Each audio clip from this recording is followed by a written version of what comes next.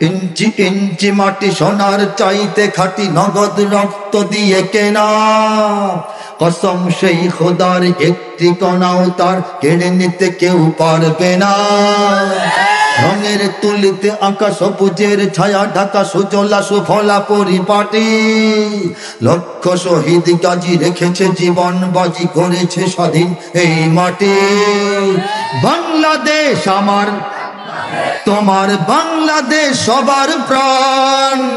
ধন্য ধন্য আমি সবার চাইতে দামি বাংলা মাটির সন্তান।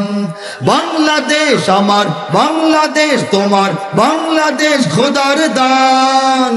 সোনার জন্মভূমি তোমার জন্যে আমি জীবন দিয়েছি কোরবান। দেই নাই ৭১ কয়েকদিন আগে জীবন কোরবান করি নাই? চারিদিকে দুশ্মন আছে না নাই?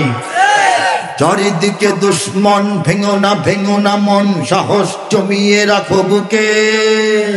ঈমান জিন্দা করে জিহাদের হুঙ্কারে পরাজিত করো শত্রুকে। চারিদিকে গাদ্দার ভিনদেশি তাবেদার, সজাগ দৃষ্টি রাখো সবে। সকল মির্জাফর বিদেশি গোলাম চর রুখতে তাদের আজ হবে। বাংলাদেশ আমার, তোমার বাংলাদেশ অম্লান। বুকের রক্ত ঢেলে রেখেছি সবাই মিলে মাতৃভাষার সম্মান। বাংলাদেশ আমার, বাংলাদেশ তোমার, বাংলাদেশ চিরমহান। এ মাটির বুক হতে বাঁচবে সারা জগতে বিশ্ব মানবতার গান। ঠিক কিনা বলেন? অনেক দামের দেশ নাকি সস্তা দেশ? অনেক দামের দেশ, রক্ত ঘামের দেশ, মায়ার বাঁধন বড় বেশি। হিন্দু মুসলমান বৌদ্ধ বা খ্রিস্টান, পাহাড়ি বাঙালি এক দেশে। কেন তবে সংঘাত, কেন কিসের বিবাদ? ভাই ভাই রাখো হাত হাতে। সমরে পক্ষপাতী হয়েছে শ্রেষ্ঠ জাতি, নজির দেখাও দুনিয়াতে। বাংলাদেশ আমার, তোমার বাংলাদেশ খোদার দান। সোনার জন্মভূমি তোমার জন্যে আমি জীবন দিয়েছি কোরবান। বাংলাদেশের জন্য জীবন কোরবান আমরা কেন করি? একটা জমিনের জন্য মুমিনরা জীবন দেয়া দেয় না, এটা নিয়ম নাই।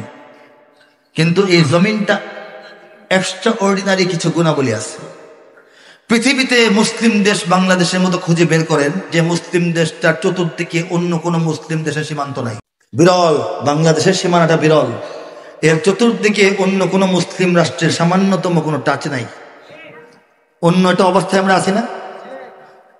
অন্যান্য মুসলিম দেশ সুখের কথা দুঃখের কথা কানাকানি সলা পরামর্শ করার মতো বন্ধু আছে, আমাদের নাই। ঠিক কিনা বলেন?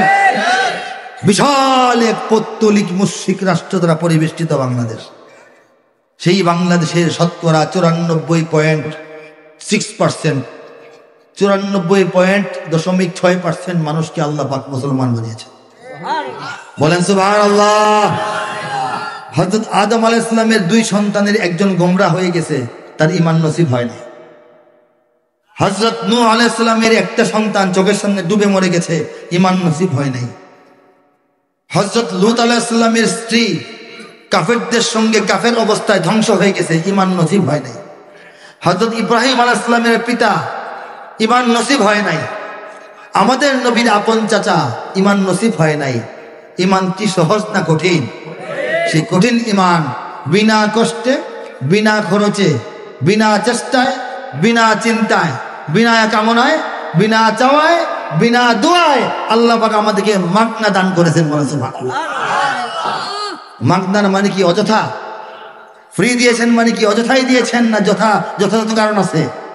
সেই কারণটা হচ্ছে আল্লাহ চান পৃথিবীর চোখের আড়ালে বাংলাদেশটা তিলে তিলে ক্রমে ক্রমে ইসলামের এক শক্তিশালী দুর্গে পরিণত হোক। ঠিক কিনা?